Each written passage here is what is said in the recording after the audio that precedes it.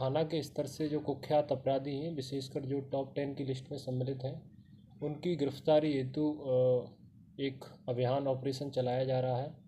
तो उसी क्रम में आप देख रहे हैं MA न्यूज। राजधानी में टॉप 10 अपराधियों की अब खैर नहीं। नमस्कार, मैं नीरज, आप देख रहे हैं MA न्यूज। दरअसल राजधानी पटना के पश्चिमी क्षेत्र में एक ऑपरेशन लॉन्च किया गया है, जो कि टॉप 10 अपराधियों को पकड़ना और उसे जेल भेजना, ताकि अपराध पर लगाम लगाया जा सके।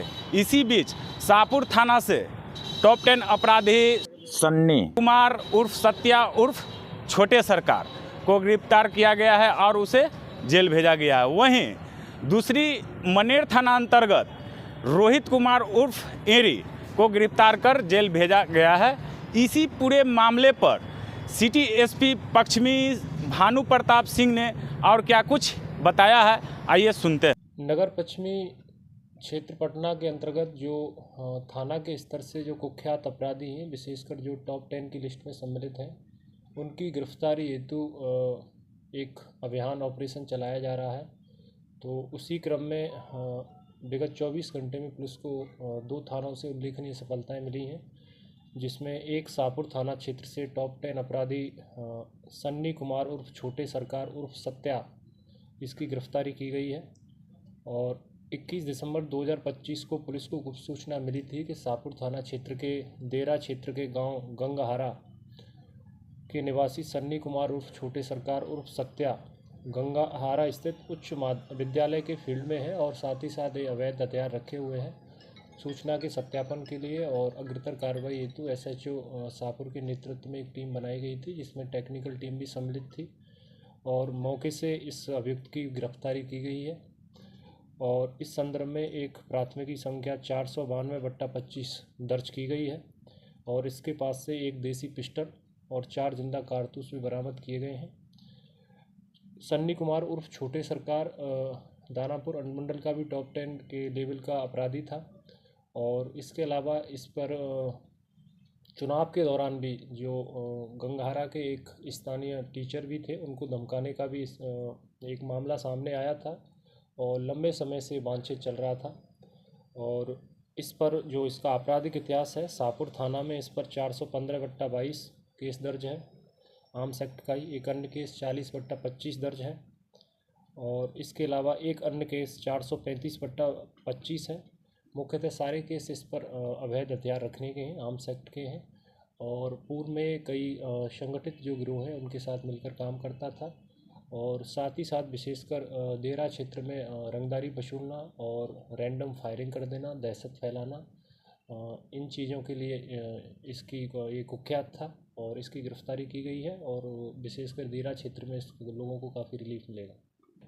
मनेर थाना के ग्राम माधोपुर में ये घटना हुई थी 20/12/2025 को, जिसमें दहशत फैलाने और दबंगी दिखाने के उद्देश्य से कुछ अभियुक्तों द्वारा उसमें फायरिंग की गई थी और एक अभियुक्त को पूर्व में भी गिरफ्तार करके माननीय न्यायालय के माध्यम से जेल भेजा गया था, लेकिन उसमें 2 अभियुक्त फरार चल रहे थे। जैसा कि उस दिन की PC में भी बताया गया था कि उनकी गिरफ्तारी हेतु SHO मनेर के नेतृत्व में एक टीम बनाई गई है। तो उसी में एक अन्य अभियुक्त जो टॉप 10 का अपराधी भी है, रोहित कुमार उर्फ एडी, इसकी गिरफ्तारी की गई है और इसके पास से एक देसी कट्टा और 4 जिंदा कारतूस और एक मोबाइल फ़ोन बरामद हुआ है।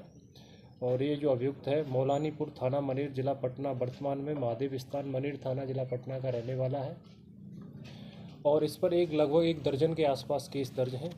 और अगर इसके केसेस की बात करेंगे तो एक लंबी फेरियस्त है केसेस की। बेटा थाने में 850/20 केस दर्ज है इसमें, जो लूट में वांछित चल रहा था। 392 IPC का सेक्शन लगे थे इसमें। अन्य केस 334/25 है। मनेर में इस पर 279/18, 511/18, 657/22, 60/23, 455/24, 635/24, 596/25 और 960/25। इसमें से अधिकांश केस आर्म्स एक्ट के हैं। अवैध हथियार रखना, समाज में दहशत फैलाने, रंगदारी वसूलने के उद्देश्य से फायरिंग करना, इसके अलावा लूट भी इसके अभियुक्त के द्वारा की गई थी। अभी इसको गिरफ्तार करके माननीय न्यायालय के माध्यम से जेल भेजा जा रहा है और पूर्व में इस जो घटना हुई थी 20 दिसंबर 2025 को, इसमें अन्य अभियुक्त को एक को जेल भेजा गया है। जो बाकी एक अभियुक्त बचा है उसकी गिरफ्तारी हेतु भी लगातार छापेमारी की जा रही है।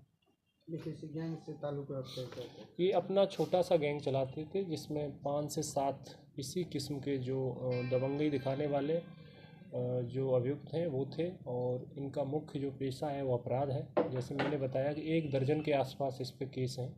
अभी ये जो लिस्ट हमने निकाली है बीटा और मनेर थाना क्षेत्र की है, दानापुर टू अनुमंडल की।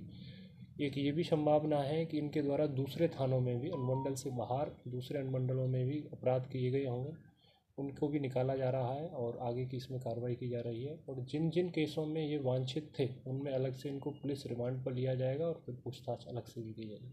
सर एक चीज़, इस तरह के लोगों का लगातार अन्य लोग भी दुरुपयोग करते हैं अपने मतलब साधने में, इसको लेकर क्या कुछ? नहीं, बिल्कुल सही बात है आपकी। अपराध एक काफ़ी उसके डायमेंशन होते हैं। विशेषकर ऐसे जो अपराधी हैं इनका उपयोग दूसरे जो संगठित बड़े अपराधी हैं उनके द्वारा इनका लिया जाता है, चाहे कॉन्ट्रैक्ट किलिंग हो, चाहे रंगदारी वसूलना हो, चाहे दहशत फैलाना हो, या फिर दबंगई समाज में फैलानी हो। तो ऐसे अपराधियों का यूज किया जाता है इसमें। और इसी संदर्भ में एक गिरफ्तारी कल भी हुई है टॉप 10 अपराधी छोटे सरकार की, वो भी उसी किस्म का अपराधी था।